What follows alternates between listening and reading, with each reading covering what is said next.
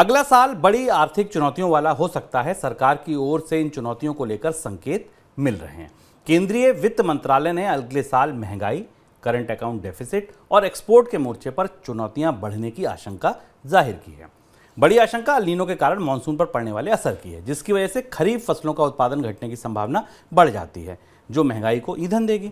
इस बीच एफसीआई के managing director की ओर से बयान आया है कि सरकार इस साल किसानों से 300 से 400 लाख टन गेहूं की खरीदारी करेगी।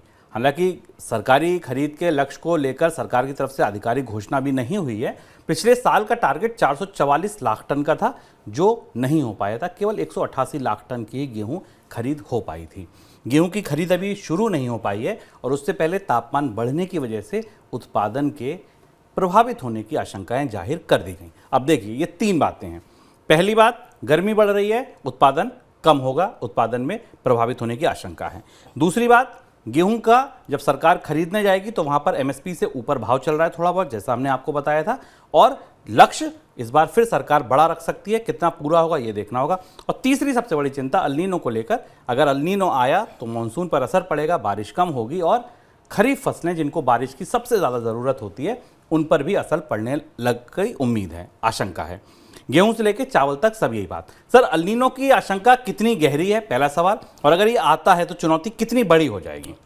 शुभम, अल नीनो की आशंका पर अब भारत के मौसम विभाग ने भी उसे प्रमाणित कर दिया है कि इस बार एल नीनो का खतरा है। इसे हम व्यापक संदर्भ में समझें तो हमें समझ में आएगा। भारतीय अर्थव्यवस्था को अगले साल कम से कम 6% की आर्थिक विकास दर तो चाहिए ही। हालांकि आकलन 6% से नीचे के हैं और इस 6% की आर्थिक विकास दर के लिए भारत में कृषि की विकास दर 3 से 3.5% के आसपास रहना अनिवार्य है। यानी अगले पूरे साल के दौरान 2024 में भारत की कृषि विकास दर 3 से 3.5% के आसपास रहनी होगी। और ऐसा करने के लिए भारत को एक सामान्य मानसून की ज़रूरत है, एक और सामान्य मानसून की ज़रूरत है।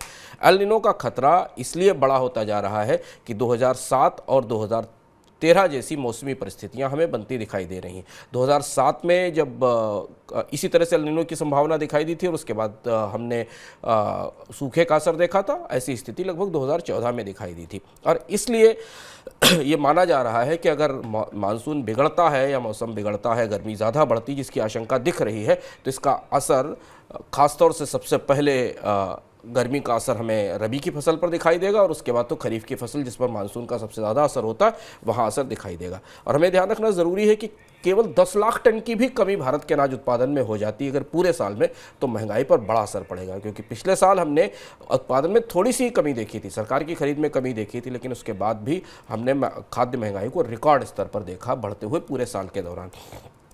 एक और चीज़ यहाँ ध्यान रखना ज़रूरी है कि सरकार ने इस साल जो जुलाई और जून के दौरान वीट के प्रोडक्शन की का टारगेट है वो करीब 112.18 मिलियन टन का रखा है।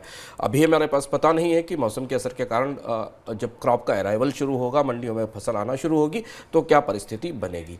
और तीसरी और सबसे अंतिम बात ये कि पूरी दुनिया में अनाजों की कीमत महंगी है, तो वैसे भी अनाज की कीमतों को लेकर पिछले साल से एक महंगाई का रुख अंतर्राष्ट्रीय बाजारों में भी बना हुआ है। और इसलिए वित्त मंत्रालय को समय से पहले इस बात की आशंका का गाइडेंस जारी करना पड़ा कि इस साल मानसून के लिए बड़ी चुनौती है और अगर मानसून बिगड़ता है तो भारत की खेती का मिजाज बिगड़ेगा। ध्यान रखना ज़रूरी है कि अगर मानसून के कारण कृषि की विकास दर में 1 से 2% की भी कमी आई, यानी 3 से 3.5% की जगह विकास दर 3% या 2.5% के आसपास रह गई, शुभम, तो भारत की आर्थिक विकास दर 5% से नीचे तक चली जा सकती है।